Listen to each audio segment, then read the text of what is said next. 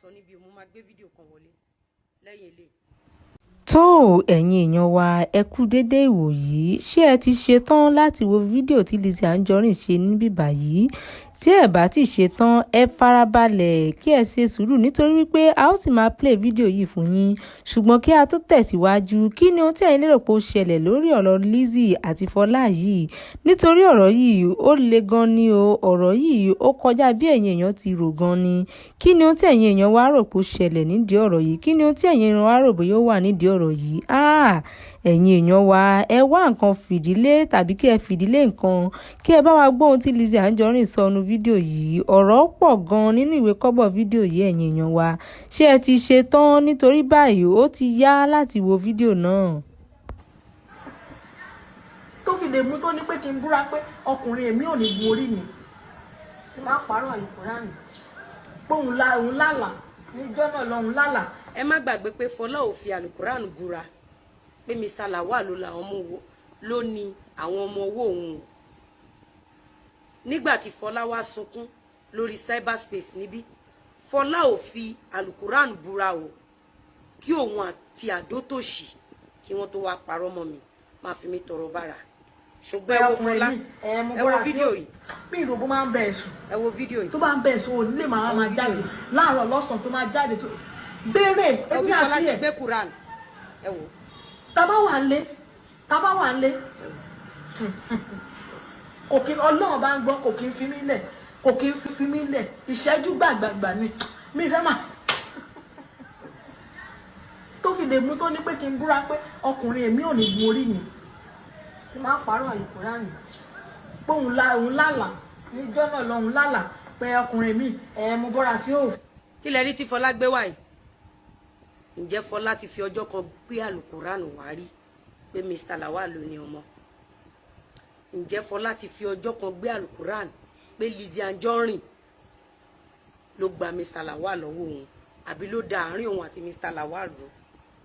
ẹ̀yin abiyamọ tẹ́ ní fojú sunkún ọmọ yín ẹ̀bẹ̀ kan ni mo fẹ́ lọ́wọ́ yín lénìí ohun tó máa ṣẹlẹ̀ sí Fọláṣadé Sàríyù àtàwọn tó ń gbèjẹ àtàwọn tóun náà ń gbèjà tọmọtọmọ wọn ni mo fẹ́ kẹ́ ẹ máa táìpù bẹ́ẹ̀ ṣe ń gbọ́ ṣò yìí lọ ẹ kàn máa bá mi sọ pé Fọláṣadé Sàríyù nǹkan báyìí ló máa ṣẹlẹ̀ sí ẹ tọmọtọmọ ẹ àtàwọn tó ń gbèjẹ tó bá jẹ́ pé wọn ta Mr. Lawal lólobó tó lọ rí Fọlá lọ́jọ́ yẹn tí ọ̀tá wọn wá kú sílé níbo lọ̀tá mi bá wà lẹ́nu.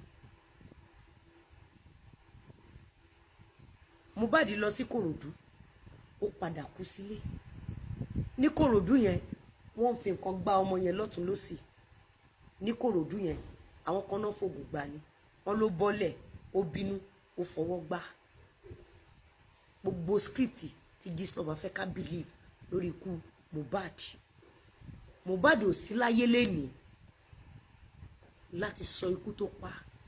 unfortunately Mohbad ò ní ẹbí kankan tó lè jáde láti sọ ọ̀rọ̀ mo dúpẹ́ pé mo wà láyé ọkọ mi dẹ̀ wà láyé torí tó bá jẹ́ wípé Mr. Lawal rí Fọlá lọ́jọ́ yìí ẹ̀ndì Mr. Lawal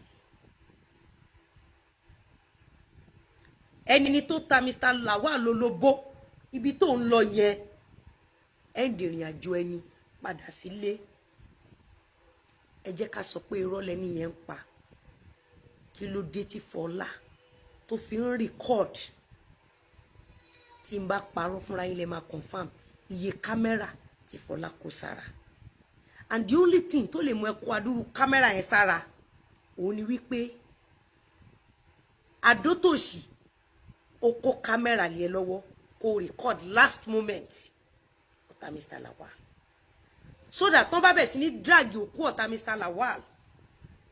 wọ́n wá fi fídíò yìí wọ́n fi dì ẹ́ lọ́wọ́ mú Fọlá so that o ò ní lè sọ̀rọ̀ títí táyé máa fi tán.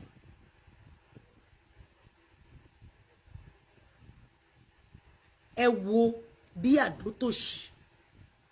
bó ṣe ti pa ọ̀pọ̀lọpọ̀ èèyàn lẹ́kún